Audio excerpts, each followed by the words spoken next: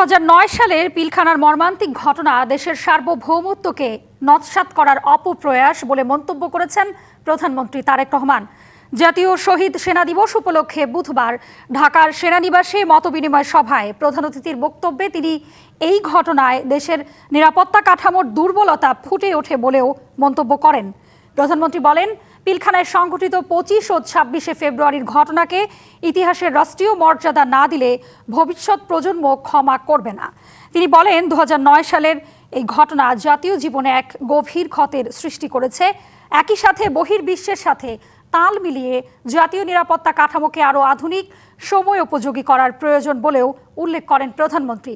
তারেক রহমান সেনা কর্মকর্তা সহ শহীদদের আত্মার মাগফিরাত কামনা করেন এবং শোক সন্তপ্ত পরিবারের প্রতি সমবেদনা জানান। সেনাবাহিনী আমাদের সার্বভৌমত্বের প্রতীক।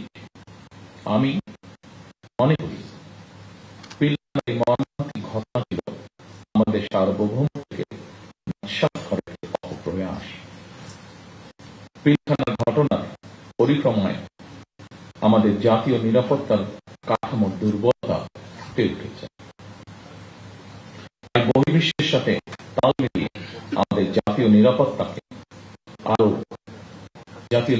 কাঠামোকে আরো আধুনিক, সময় উপযোগী এবং শক্তিশালী করা অবশ্যই।